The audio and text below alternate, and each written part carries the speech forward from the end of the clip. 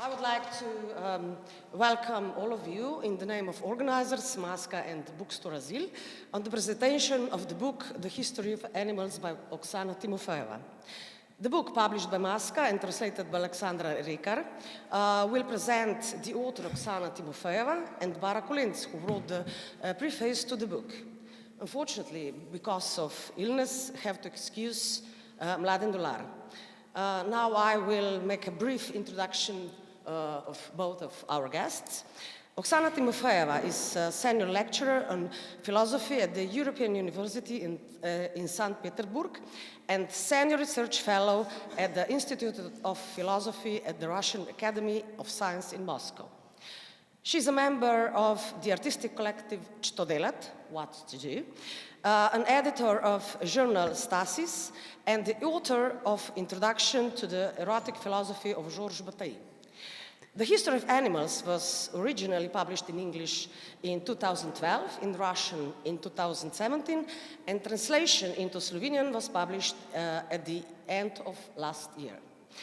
Bara Kolenc is a researcher at the Scientific Research Institute of the Faculty of Arts, University of Ljubljana, and lecturer at the Academy for Theatre, Radio, Film and Television in Ljubljana. She's the author of the book Repetition and Staging, Kierkegaard Psychoanalyzes Theatre. She publishes articles at home and abroad and features in monographs. She's also active in performing arts, where she's received one of the most prominent European theatre awards, the Theatertreffen Commission of Work. So, ladies, please. Okay, just us ladies left. And I will take, due to illness of Mladen Dolar, I will take also the function of the moderator tonight. Maybe I should just shortly mention that illness itself is one of the features of an animal in Oksana's book. The approximate plan of tonight is that we will each have a short half-an-hour paper presentation, and then a discussion with you will follow. So, Oksana, please. My history of animals, as Urska mentioned already, was first published in 2012 by the Jan van Eyck Academy in Maastricht. This rather draft edition with pictures and a nice green and white cover designed by Luisa Lorenza Corna had only 300 copies and was sold out very fast.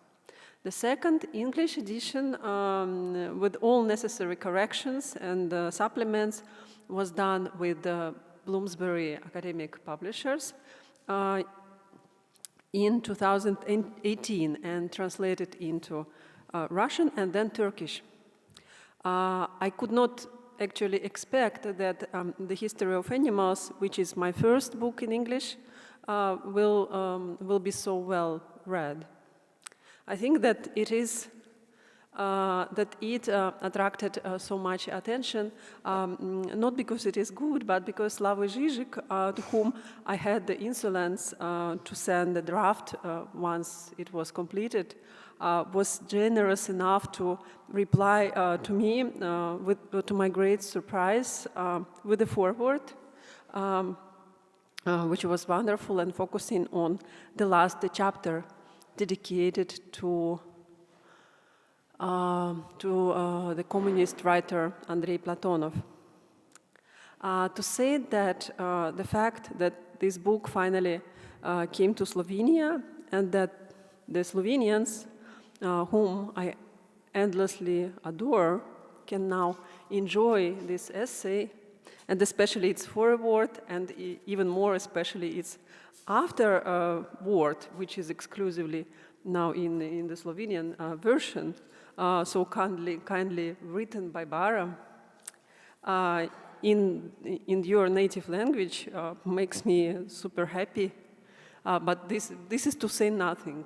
This is to say nothing. Having this book translated into Slovenian was above my expectations, and I am endlessly thankful to Gregor Moder, who is not here, first of all, who came with this initiative, and to Maska for supporting me and bringing me here, and to Urska and Natasha, who was taking care about me, and to Bara for her really strong conceptual work with this text and with this context, so to say. And also Aleksandra Rekar, whom I haven't met yet, but who translated this book, and I've heard that the translation is good, which is really great. So, happiness. What do we know about happiness? At least we know that happiness is not some permanent state, but is rather a moment, an instant of chance, precisely that moment when the chance is being used. Since 2012, I already did actually so many travels and gave so many talks about this book that I already started to feel a little bit exhausted, and as if I had nothing more to say about the topic.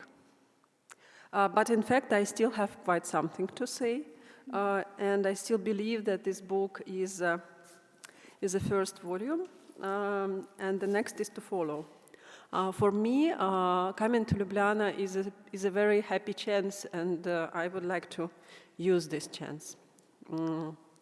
Instead of reproducing the content of the book in some presentational format, I will try to register myself, to make a kind of registration in this precise moment of thinking. Somehow I feel like Ljubljana is the place where I can share some really intimate content behind this book, and what does this all mean to me. You see, I even have written something like a paper. I almost never do that, and wherever I present something, it's really a mess. But now I was trying to fix things when I was yesterday in the train. There were beautiful mountains, and I was looking at all that, and I was trying to write this presentation. So I would like to share some stories of how this book was made, how does it continue to live in my thoughts, and where does it bring me so far. My life research trajectory is full of coincidences that I'm now trying to put together, to outline somehow. Let me start from the title. The first version of my History of Animals has a subtitle, an essay on negativity, immanence, and freedom. These were the keywords. The book reflects on how these three things are linked together. The publisher of the second edition, Bloomsbury academic, suggested to change the subtitle for something really simple and clear, because the book had to be sent to the American market, The History of Animals, a Philosophy, that was it. At that moment, I did not care. But in fact, now I think that this subtitle is not bad at all.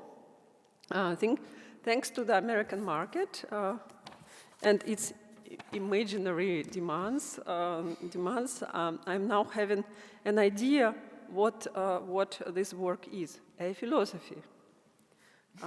Philosophy for me, it's not a profession, but the way to manage, the way to deal with life, with this life, so to say. Since I was a child, I was dreaming to become a philosopher. While my friends were dreaming to become lawyers or gangsters. It was in the 90s. or businessmen. I was saying to my school teachers that when I will grow up, I will become a philosopher like Plato or Aristotle. And people around were a little bit skeptical, not skeptical, but they were making fun because they thought that philosophers only existed, it was a small town, they thought that philosophers only existed in ancient times, like in ancient Greece. So now I'm having the proof. I can show them this English book, designed once again by the same designer, Luisa Lorenza Corna, who did my first edition, and say, pointing at the subtitle, look, a philosophy, even American market recognizes this fact, and then pointing to the title, like Aristotle. I must admit that I intentionally borrowed the title from Aristotle, History of Animals. His History of Animals was actually one of the first books I bought. I was 17, and I already knew Aristotle as an author from my university course, as an author of metaphysics and Nicomachean ethics. But not as an author of the History of Animals. When I discovered this tiny book with an image of an elephant at the cover at the bookstore in Moscow, I was surprised and amused somehow to learn that such a serious philosopher could write a history of animals, and I immediately fell in love with this tiny book. Roughly at the time, I've got a wonderful white cat whose name was Pirat. And I wonder if it's here. Pirat. Pirat. No, it's not, I guess. No, here I didn't have, I don't have a dedication, but it exists for the English version. Okay, so pirate, it's like a pirate. I picked him up as a tiny kitten in Moscow underground from some old and very poor lady, and I gave her the sum of rubles that would now amount to 1 or 2 euros, just for good luck. I loved this cat as much as a lonely person can love an animal. I was living alone in Moscow, studying, moving from one creepy accommodation to the other, and Pirat, and I was combining my studies with some shitty jobs, like working as a scout in a model agency or something like this, because I needed to have some money to survive in the city. So I was moving from one really bad room to another, and Pirat was always with me.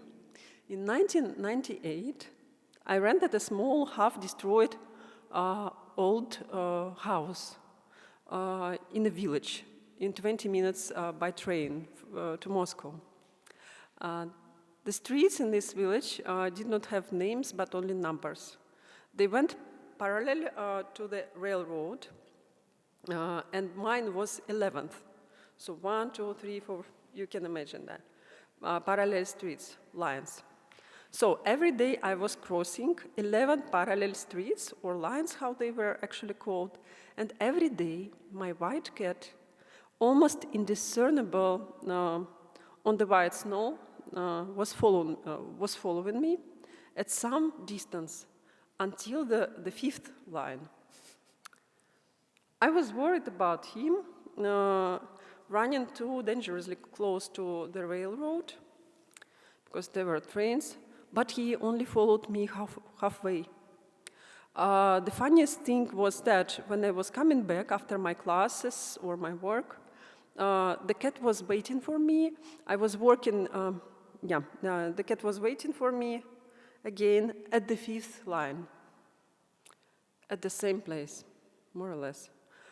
I was intrigued by his behavior, but could only make speculations about it. Apparently, the cat could not stay outside all these long days when I was out. He must have returned home and then rushed back to the fifth line to pick me up, so to say.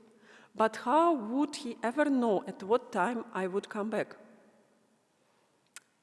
I was trying to confuse this cat, coming back to the village with different trains, in different times of the day, but the cat was waiting for me at the fifth line.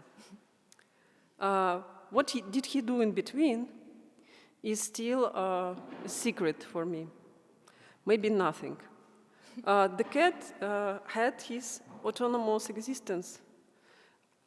I can only suggest that at the fifth line there was a portal to the no one knows what, through which my cat was running back and forth when I was away. And I do not have an access to this portal.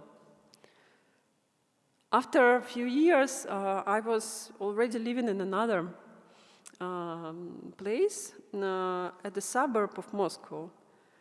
It was an apartment on the last floor of the typical Soviet five-story building. And I know this was not a good idea, but the cat was keeping going out. Staying inside was a torture for him. That's why when I was at home, I was not locking the door of the apartment. Being aware that the street is a dangerous place for a cat, I was extremely worried. I thought he could get lost or hit by a car. But my cat was always coming back, waiting for someone to open the entrance door, then climbing the stairs, and then opening the door of my flat with his white paws, like this. And I admired his autonomy and strength and his ability to find his own way, to make his secret cat journeys and to come back home. His returns endowed me with some trust towards the universe. Somehow, in an unknown way, things worked out well until they stopped to do so. So one day, the cat did not come back. I was desperately searching for him and calling his name, and could not believe that this is possible, that the worst can really happen, and that it actually happened, and my secret universe collapsed. This is the story of the cat to whom this book actually dedicated. And I kept this dedication for the English version. Then I removed it from here for some reason, actually because it was already so many years. My second cat died when I was publishing this book, and I decided that I either have to, I just decided to keep it to say it to the people when I will have this chance. And this chance is now. So Pirat disappeared in 2005. The night after I completed my PhD thesis dedicated to the theme of eroticism in the philosophy of Georges Bataille. It took me 4 years to write that text. I was working on it like a dog, and everything was fine with that, except of one thing. I had a good topic and a good plan and all the chapters, but there was no, so to say, a central argument that would put all those chapters together. In other words, that was a work on the history of philosophy in some trivial sense. That was the research, they call it, in which I was trying to explain what did Bataille say about eroticism and put it into a broader historical philosophical context. My great supervisor, a Russian philosopher, Valery Podoroga, was skeptical enough about this. And when I was repeating that eroticism is what distinguishes humans from animals in Bataille's view, he could reply, and so what? What is the problem? I could not break through until the very last moment when during my visit to Berlin somewhere in 2004, in B-Books store in Kreuzberg, I discovered another tiny book translated from Italian into French by the author with whose work I was not yet familiar at that time. The book was called The Open, on Animal and Man by Giorgio Agamben, and it gave me an insight strong enough to complete this project. To be precise, it is Agamben's concept of the anthropological machine, a political and metaphysical machine that produces the human out of the non-human, and vice versa, that helped me to pick a lock of the door of Bataille's philosophy. Yes, eroticism is what distinguishes humans from animals, and this is exactly the problem. That there is something that distinguishes humans from animals. As a criterion for such a distinction, I realized that philosophers usually considered rational thought, language, or, for example, consciousness of death, or whatever. And some are still doing that without engaging myself in a search for the true criterion of distinction between humans and animals. I started to analyze how such borderline is not only produced, but transgressed, crossed, in one or another philosophical system or ideological narratives or cultural things. I started this new stage of my research in 2008, after completing my book on Bataille that was published in Russian. I had to fill the gap between these two books that influenced me, Aristotle's History of Animals and Agamben's The Open. They were even the same size, and to make these authors meet at a neutral territory of my writings.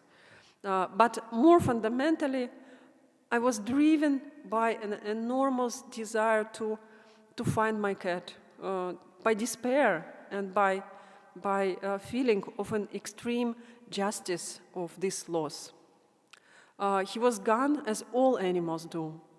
And I knew that the place where he was gone was not a rainbow, as they say, but some crack in being, the truth of which is not negotiable, and at the same time directly related to the secret of my cat, to the secret of the fifth line, so to say.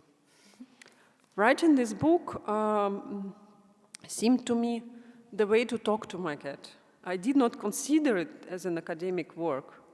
Luckily, my book project was supported on philosophical representations of animals, was supported by the Jan van Eyck Academy in Maastricht, and my dear advising researchers, Mladen Dolar and Katja Diefenbach, were inspiring me and pushing it forward. I was having several jobs all the time, and it was difficult for me, really difficult for me, because sometimes I was just writing at nights. Since it was published, I received an enormous feedback from the readers from different countries and different backgrounds. This gave me some confidence and belief that the work I did might be interesting not only for me, but also for someone else, and these people might get through my intuitions and find them somehow relevant.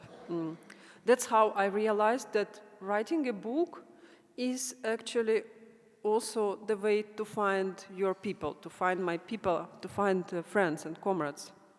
But still, something is missing in it, in this work. In spite of the number of circles I made around it, the secret of the cat, the secret of my animal remains untouched. But maybe it's okay. Maybe it's precisely what had to be done. But further, by some chance, the content of this book became the base of my habilitation thesis.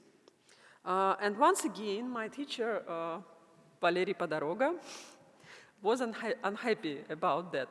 You now got an idea of a teacher who is a little bit severe, so to say. Yeah, he will never say, "Oh, this is something good or great or whatever." He will say, "No, this is just really bad." And yeah, he was unhappy. It's fine, he said, but still, what is this all about? What do you mean by the animal? Are you interested in the concept of the animal or the metaphor of the animal or the animal as such? I replied that I'm trying to bring all these three animals together, and what is it about is a borderline, a minimal difference that emerges again and again and makes my cat human. Podoroga gave me a suggestion that one would consider rather harsh, but this is very much his style. If you want to know what this work of yours is about, try to remove the animal and see what remains. I was extremely resistant to this advice. Removing the animal from my research was like removing the hurt from a living body. But suddenly I realized, a little bit afterwards, that sometimes one needs to remove the hurt. The very idea that something can be removed from the body gave me the sign, the soul, that's the thing. Relying on my previous experience of stealing titles from Aristotle, I opened a new Word document, untitled it On the Soul, and started to outline some drafts. This is more or less the condition in which I am right now. A long pregnancy with this new volume, which has to be done, even though life still creates a serious obstacles to that, making stupid corrections in my writing plans. In the drafts of the book, there are quite few things. Now all of them will become, not all of them will become, after all, a part of it. But among them, Aristotle's soul, idea of the soul as a butterfly, Plato's undead souls, that somehow, immortal souls, he says, but they are actually undead, that come from the kingdom of the dead to join our living bodies. And they remember the idea of the good, for example. They give us all the ideas of the justice, and so on. The seagulls as the souls of the dead sailors. The soul as a people and not as an individual. The soul as a body, the soul as an obscene beast. This is a sentence from one Platonov's text, a very short text, which is called Human Soul is an Obscene Animal. And Schelling's World's Soul, or Hegel's Soul as a Passage. Hegel says, well, he says many things about soul, but my favorite one is actually in Phenomenology of Spirit, where he says soul is the passage between the one and the other. not the one, not the other, but precisely this passage. And also, but also the question what is really human in the human fish that lives at Postojna Jama. Thank you very much. And now we are coming to a more theoretical part of our evening. And Bara, I should say, because I didn't know until the very last moment that this book is having an afterword, and that it is written by Bara. And yesterday I received a draft of this paper that Bara is going to present now, and I was astonished. I was like so deeply impressed by the kind of explanation that helps me to understand what I really mean, what I really wanted to say. This is the best what one can ever get when you read it. And when you read and understand that you are probably agree with this statement of Oksana, or anything like that. So I'm super happy about this, the work that Bara did, and now I pass the mic. Thanks, Oksana. Maybe I pass the phone to you, so. Did I exceed? No, you're all right. Mm-hmm. When it will be 15:15, start like pressing with me. Mm-hmm. Okay. Thanks. So now I'm playing Mladen. Right? Yes. Okay. Yeah. So we change Mladen splits into two. Maybe just a reply to your comment. Thank you so much. But it was truly so. When Gregor asked me to write a forward afterward to your book, I had no clue about the topic, and I had to study your references first. And then the question for me was, but what does she want to say? So it was really, I felt I have a task that I have to find out what you want to say. And what is the red line behind all those beautiful images and figures and thoughts, which are very provocative. And I hope we will manage to touch those figures, because my paper will be, like you said, theoretical, and I will not have time to go into those. But nevertheless, I will also not repeat here what I wrote. I had another task for myself for tonight, and this was not to contextualize your work in the frame of philosophy and theory, but rather in the frame of today's situation, political situation, social conditions, and so on. Okay. First of all, I think your book is very important. Why? Because it forces us, in a way, to recognize an animal in us. The animal as something that determines us as in an innermost way.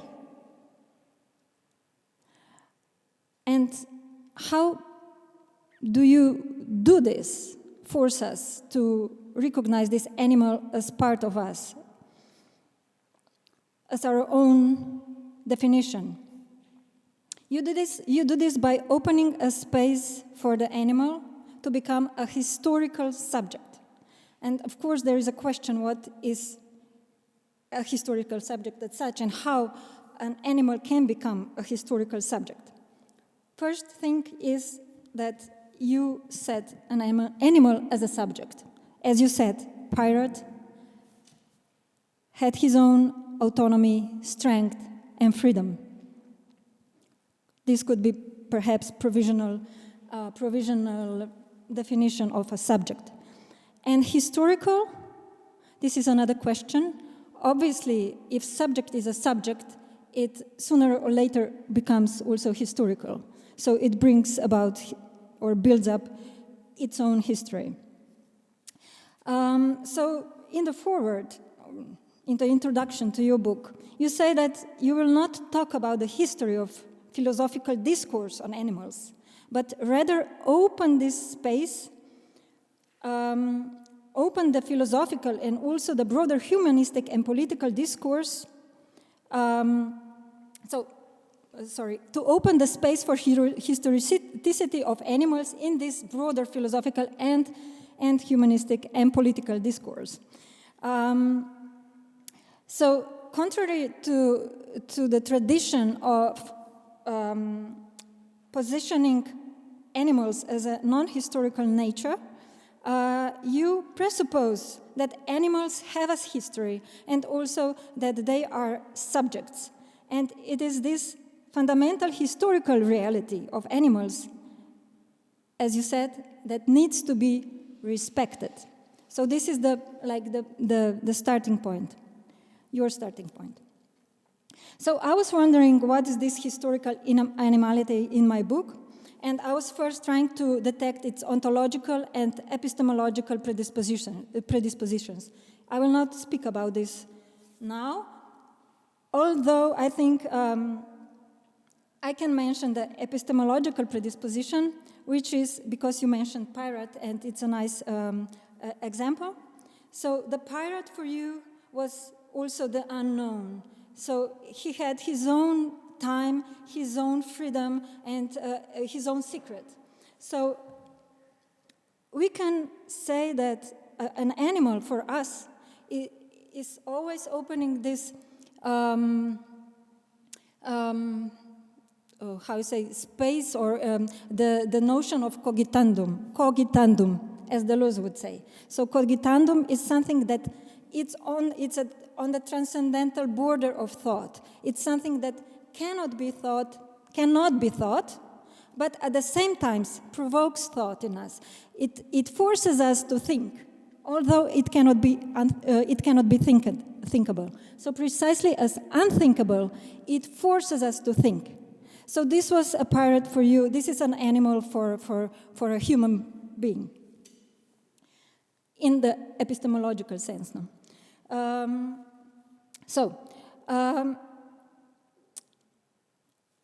I then proposed for myself, because I had to work with something, that for you, the historicity of animals is possible where animals encounter their own freedom. And in this encounter, they realize themselves as subjectivities.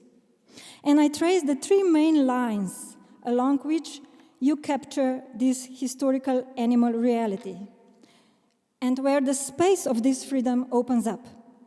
So the three main lines, or the three realms, where you put the animals in, or where you discuss the subjectivity of an animal. The first line would be the space of reason and knowledge versus insanity. The second would be the space of will and duty and moral law versus innocence. And the third would be the space of work and wealth versus leisure, laziness, and poverty. And within these three realms, I worked with those, you open up so many questions, so many figures, so many different thoughts of different philosophers upon, for example, suicide, incest, freedom versus escape, like Deleuze. Then the question of human law, the example of animal courts in the history of Western legislation, then the question of the insanity, the question of poverty, the question of work, like for example for Platonov, animals do work, rather than as for Marx they don't work, and that's why they differ from a human being. So I hope we will go into this in the debate, but now I will go to my today's topic. So today I would like to somehow examine, as I said, the political implication of your dispositive.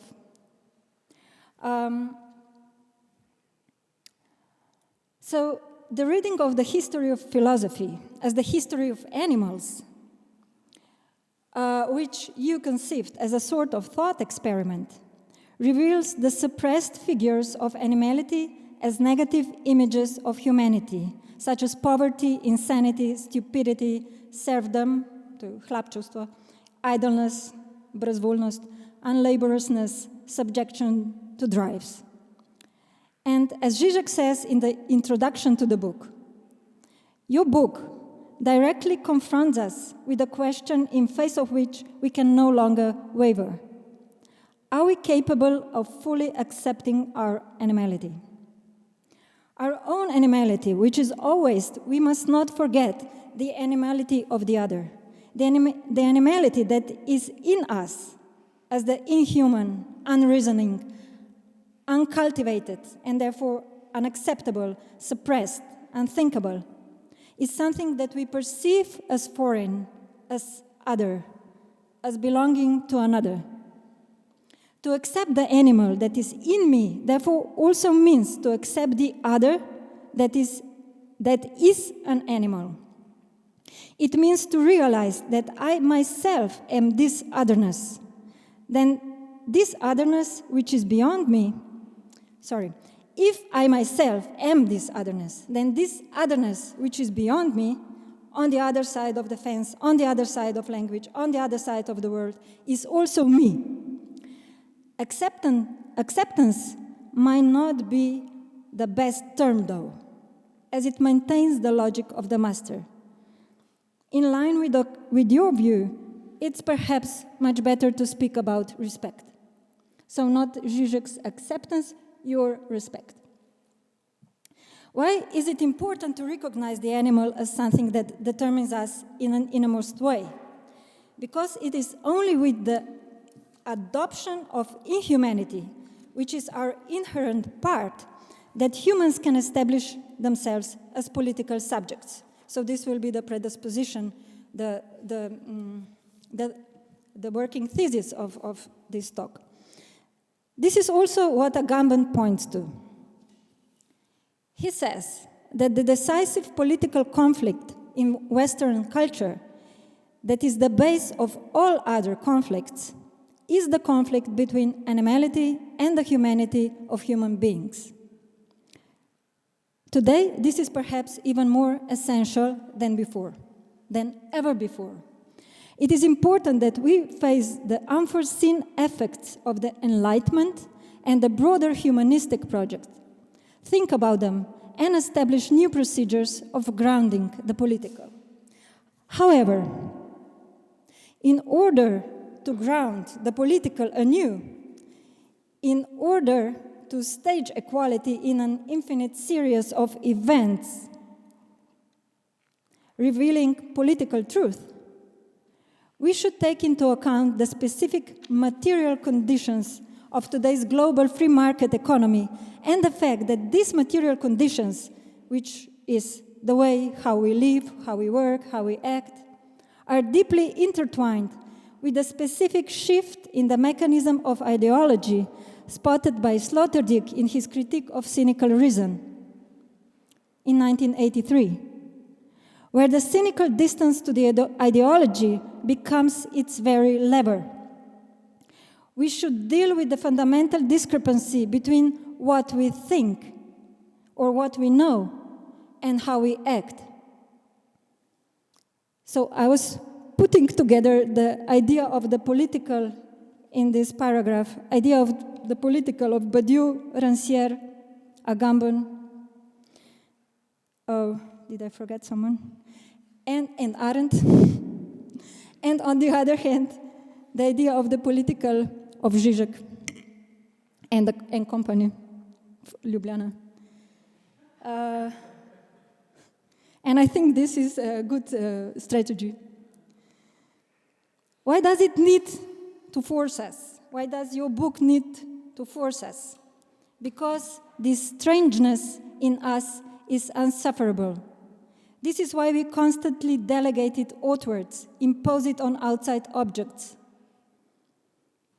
It is precisely this externalization, this delegation of everything that makes us uneasy outwards, that is a fundamental characteristic of the populist discourses that deactivate the political subject in order to maintain the existing order of things. This is the core problem of today's political situation, post-political situation. So I'm putting together somehow your thought with the thought of a political ecologist, Eric Swingedo, tonight. It's an experiment, and I hope it's productive. So he traces at least 3 lines of this externalization in today's political and broader social discourses. First is the externalizing the enemy. So it's always them, it's their fault. The problem is migrants, multinational cooperation, CO2 emissions, it's always them, the object, the other, whoever. Then the second is expecting that the solution, or at least the instruction on how to act, will come from the outside. So it's always them, the scientists or the experts, who will tell us what to do. Tonight, it is expected that 2 of us will tell somebody what to do, no? For example. And the third is generalizing the political agent into the people or humanity. This is also Rancière's argument. It is not me, it is them, the people, no? who should act, or who has a problem. So the problem of this externalization is that it is not dialectic. So, of course, we always deal with externalization. But the problem is that it is not dialectic, which is to say that the subject as a potential political actor does not assume it. It does not recognize this otherness as its own. And because it does not recognize this otherness as its own, the subject cannot enter the field of the other, so the field of social action as the bearer of social changes. Even when we read the history of animals, we would like to understand it as a history of someone else, a history of beings that do not concern us. We would really like to read Oksana's The History of Animals like Aristotle's The History of Animals, but we are forced not to. No? Animality is something that humans have tried to get rid of through their history of becoming human. Humans are desperately determined in their fundamental difference from animals. And as you mentioned before, this difference is a problem.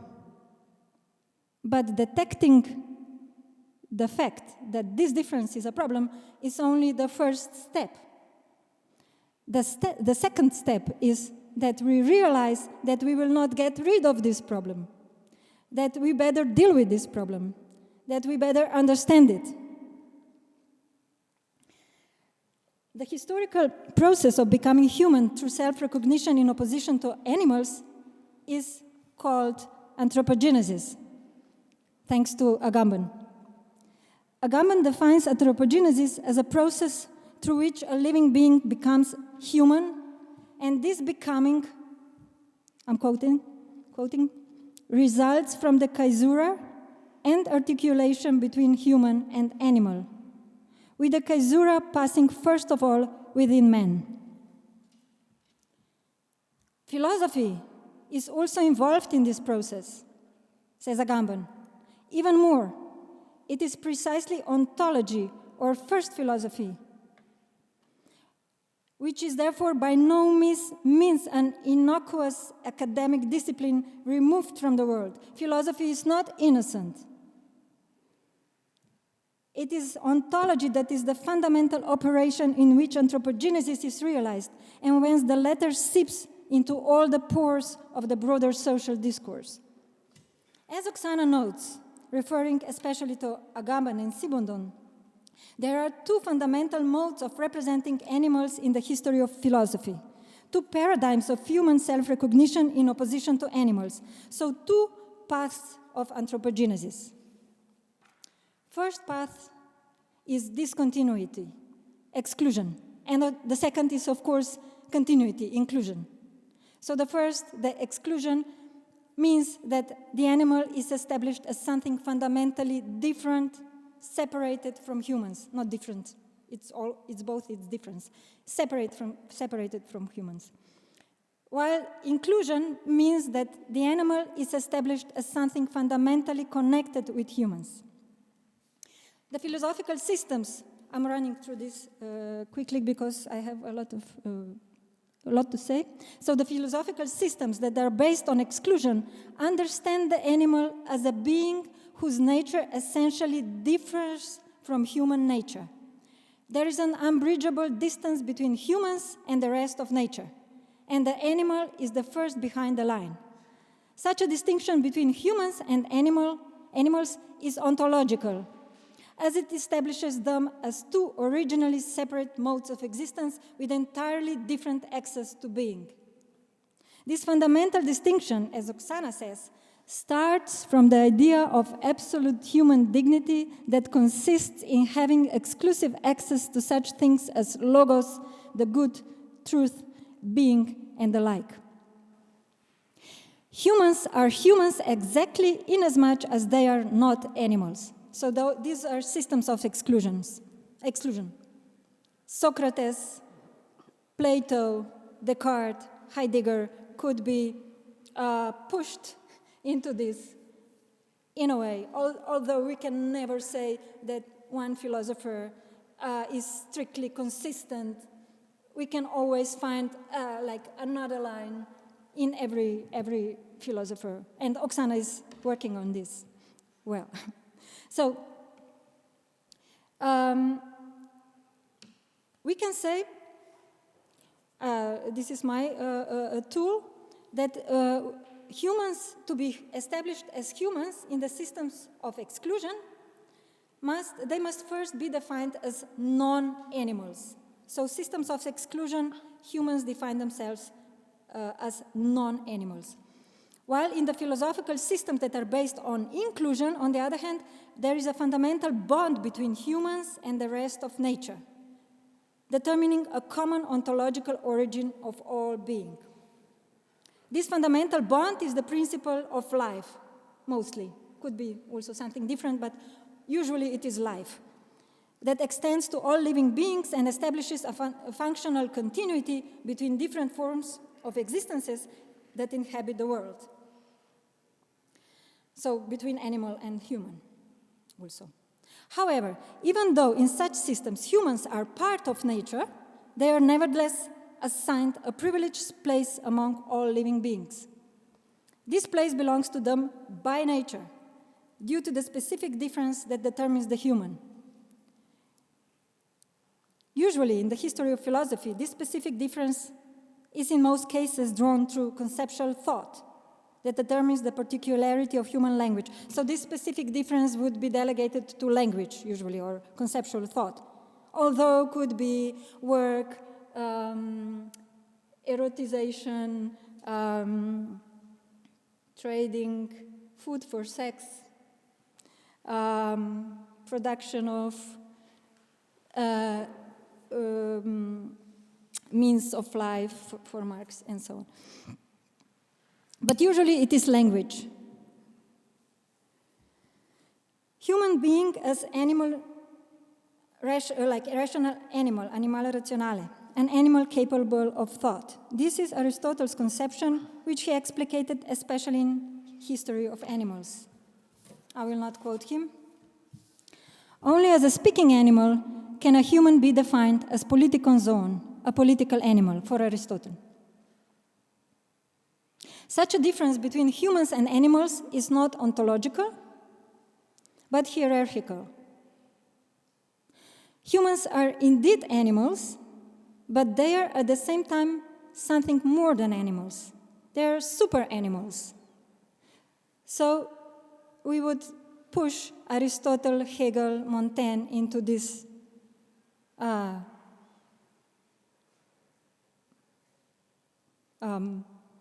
box. And so we have the systems of exclusion, where human being posits himself as non-animal, and systems of inclusion, where human being posits himself as super-animal.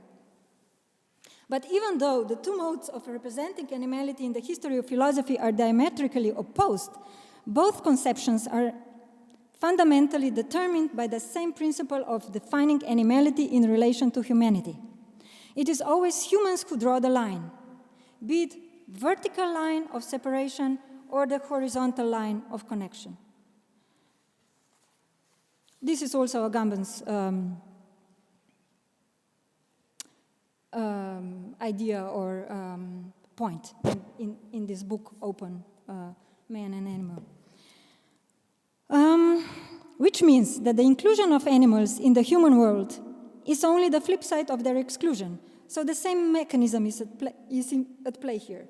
The mechanism is essentially driven by the idea of an order. So Oksana is constantly stressing this. It's about order, a cosmic order, a world order, a social order, a state order, which is, in the last instance, the order of moral law. From this perspective, though, we can see that the discourse of animal rights advocates.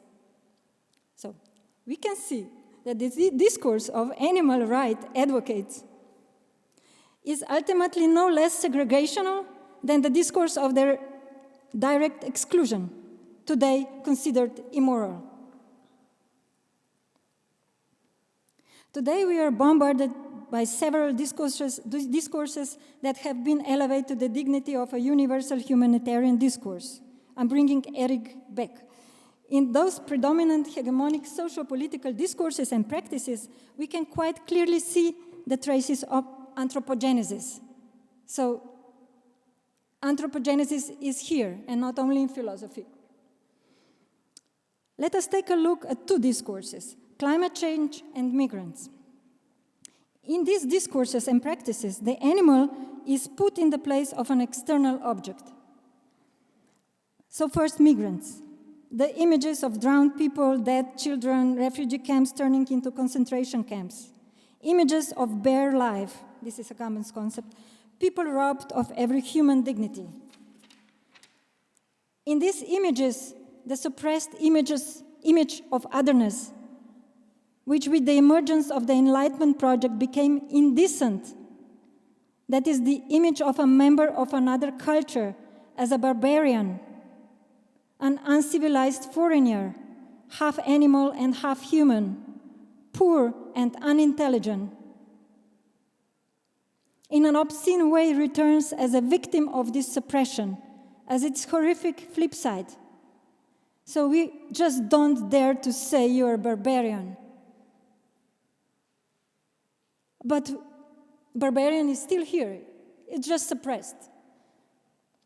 We do not dare admit that with the Enlightenment, the idea of the barbarian was not eliminated in the list, and that throughout the 18th century, the Enlightenment project fared quite well with the project of colonialism.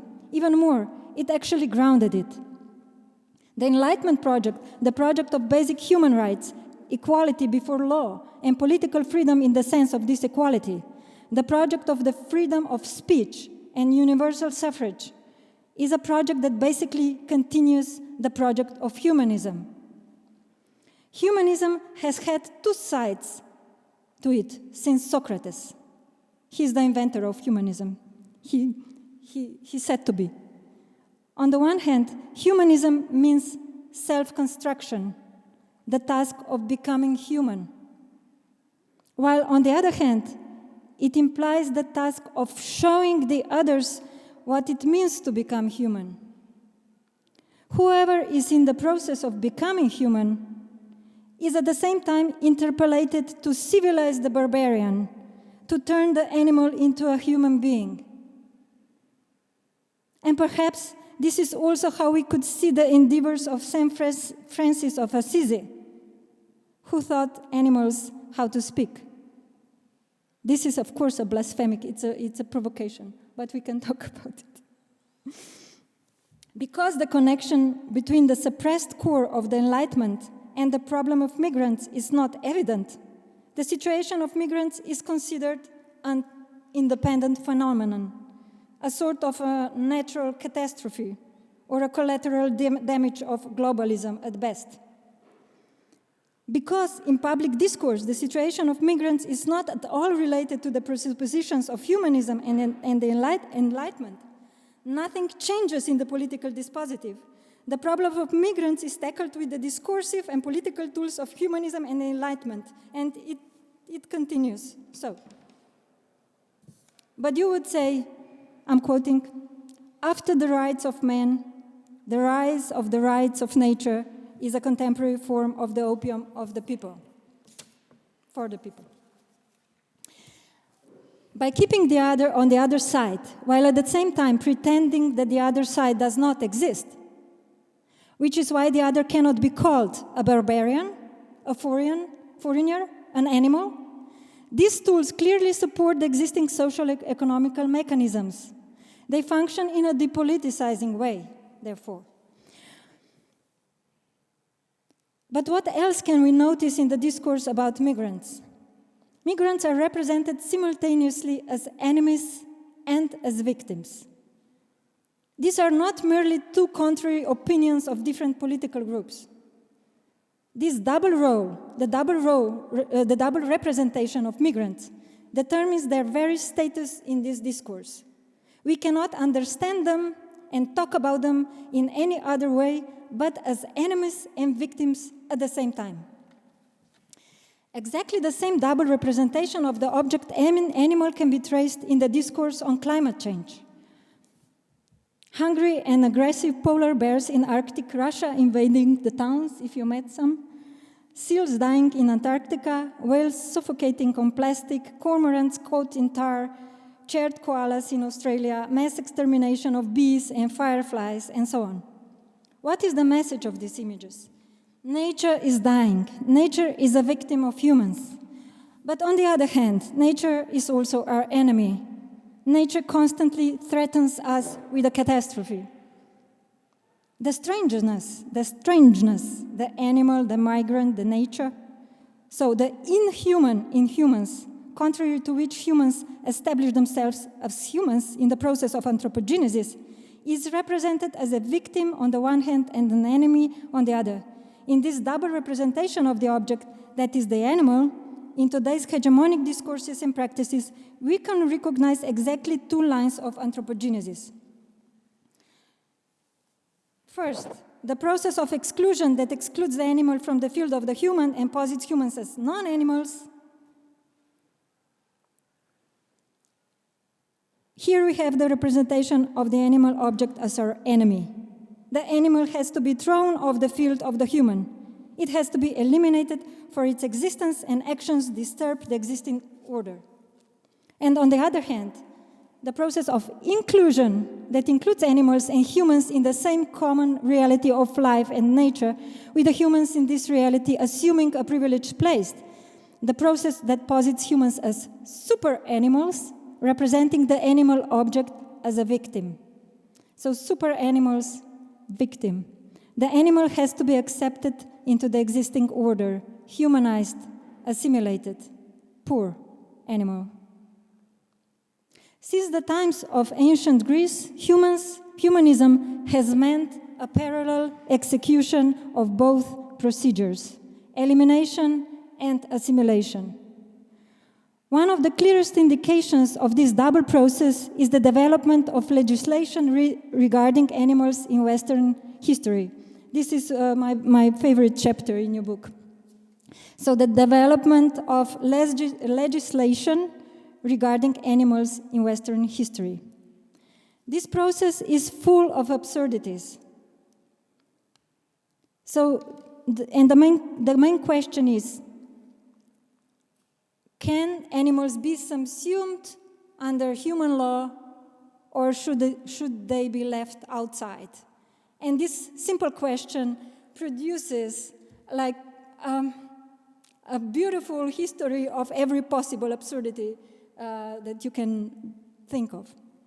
From medieval animal courts trying to legitimize the in itself sinful punishment of nature, to today's seeming liberation of animals from human laws that characterizes animals as innocent and that finally tramples them. For by being absolved of duty, by being labeled innocent, they are robbed of any possibility of subjectivation. This is the problem of victimization. The externalized object splits into the two opposite poles, two incompatible poles that exclude each other. If such as, so victim and enemy, they are opposite, they exclude each other, but nevertheless, they function simultaneously. And if such a split is at work, then the subjects, our attitude to such an object must also be bipolar. From rational animals, humans turn into deadly animals, fatal animals. Certain fetishization performed by the cynical reason is at work here. Instead of accepting the externalized object as my own inner determination, taking on the strangeness that I have produced precisely as my own strangeness, I externalize myself, I place myself in the position of this object. Instead of disconnecting the object animal from the enemy-victim representation, I draw myself in this picture. I am an enemy of nature, and I, at the same time, am its victim. I am the horrific creature that will destroy the world. And what will I do about it? Nothing. I'm enjoying myself too much. I have a perfect formula to ensure that nothing happens. This is masochistic pleasure that enjoys in the combination of self-accusations and self-pity in the exchange of the role of a victim and the role of an enemy. Plus, a narcissistic reconstruction of the ego that functions as a fetishist disavowal. I know that it's like this, but... So what shall we do? Stop the anthropomachine. Stop anthropogenesis. This is what Agamben would say. The entire argument of his book, The Open, Man and Animal, rests upon this idea. It is all about transcending the distinction between human and animal life, zoe and bios, and thereby overcome the dispositive of biopolitics. This is Agamben's idea. In this work, the fundamental political question is posed as the fundamental ontological question. So Agamben starts with this fundamental political question, which is we have to stop anthropogenesis. We have to erase the difference between zoe and bios, erase the difference between qualified human life and animal life, so that there will be no such thing as bare life left. And that's how we will rest in peace. We will be in peace with the animal. We will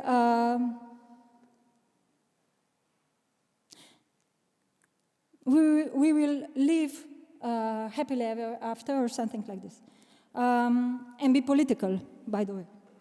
So, but he poses this fundamental political question as an ontological question, because he said before that the ontology is not innocent, it is very important. So his ontological solution is that he says, okay, there is always the void, the difference between humans and animals, the zone of indeterminacy as a field. Okay, we have this zone of indeterminacy between human and animal. And here in this zone, we have to establish a peaceful coexistence of humans and animals. Humans let animals which have no access to being be beyond being. They do not force being as privileged human matter on them. They do not try to erase animals from the world, that is from the register of the human, from human affairs, due to their second-class nature. Letting animals be beyond being, letting animals be animals. Okay, he uses the Heideggerian idea of Dasein having the access to being. This is a privilege, while animals don't have this access, according to Heidegger and also according to Agamben. But nevertheless, although the animals don't have the access to being, we will let them be beyond being. So we will let them be by us, but they will not be the same. So it sounds like fascist, in a way. Come, you can sit with us at the same table, even though you're not one of us. We have accepted you in our midst, even though you don't speak our language. We consider you equal, even though you are different. All different, all equal. I think this is the slogan of inequality. Where equality is established, where there is no situation in which someone assumes the position of accepting someone else. It is not about accepting the other. It is also not about asking the other to accept us. It is about putting ourselves in the place of the other, and the others putting themselves in our place. It is about being in the same position, in the same place, sharing the chair or something. Even though the Heideggerian Agambenian position tends towards a reciprocal liberation of humans and animals through a reconciliatory differentiation that would juxtapose them in the openness for life, it nevertheless relies on the ontological difference between them, insofar as it places them in two different orders of being. So he still, in this sense, Agamben well stays in anthropogenesis. He doesn't surpass it. Okay, but so coming quickly to an end, but here is the point. I also believe that the basic problem of the conception of biopolitics is that it starts from the position of a victim. It externalizes and thereby demobilizes the political agent. The idea of biopolitics is problematic. But anyway, the question is, it is really possible to stop the anthropomachine? It seems not. Why not? Because there is no nature left. We are left alone with the machine. We better learn how to press the buttons and not to press the button. By the way, a return to nature is a utopia. Even more, it is an ideology. Therefore, ecology, claims Badiou, is the main ideology of our times, a gigantic operation in depoliticization of subjects. Ecology is a new religion, says Zizek. It's all about fantasy. Nature is fantasy. It's not real. Or do we care? Is it real or not? The human and the non-human are so deeply intertwined that there is no such thing as nature left. And coming to Eric Swangedo once more, this is the good point of the generally problematic Anthropocene argument, because it affirms the political nature of nature. There is no otherness outside. The non-human is an inherent part of humans. The appeal of accepting the animal has nothing to do with the return to nature. It has nothing to do with embracing the animal that is outside or in us. It has nothing to do with vitalism or the myth of nature. It is an appeal to take the inhumanity upon yourself. Take this insufferableness upon yourself. Do not delegate it outwards so you don't have to think or act. Take a risk. As Oksana would put it with Hegel, I'm quoting you. What Hegelian animals definitely lack for is thus this indeterminacy, or again, a free will, an incomparable freedom which, after all, allows human being not only to stay erect, but to take risk, negating his animal life, which still remains in hostage to the necessity reigning in the natural kingdom. So we should better become human and take a risk to not be animals anymore. Take the risk of the inhuman, and the real challenge of the future, as Eric Swingedow would put it, is the question, what socio-ecological assemblage do we want to construct together with the non-human? So Oksana adopts Agamben's view that the decisive political conflict in Western culture is the conflict between the animality and the humanity of human beings. But her idea is not to stop the anthropological machine, but to rehabilitate the animal in the framework of the operation of this machine itself, giving the animal an active role and the power of subjectivation. If Agamben understands the animal as a victim of the anthropological machine that has to be saved from it, Oksana believes that the emancipation of animals is possible only when we no longer consider them victims, but see them as independent actors, as historical subjects that also drive the anthropological machine. And as regards to the determination of the ontological status of animals, Oksana's move is to replace Agamben's void with Lacan's, which enables her to search for the animal not next to the human or in the human, but in place of the human being. Instead of trying to stop the anthropomachine, we should rather take Oksana's example and detect its anti-humanistic core and take this recognition as a mental tool and weapon of political action. This means, firstly, that we should reveal the suppressed figures in the history of anthropogenesis. This is the first task, and this is what Oksana did with her book, so read it. And secondly, this is on us, we should recognize and establish within today's ideological discourses and practices the discourses and practices that take on the otherness and do not delegate the actions and responsibility to outside phantasmatic objects and thereby maintain the illusion of post-ideological society, but engage every individual so that they put themselves, or that we put themselves not against the other or not next to the other, but rather on place of the other. And thus realize equality at all levels of the social, and thereby also brotherhood and unity possibly. Sisterhood. Yeah.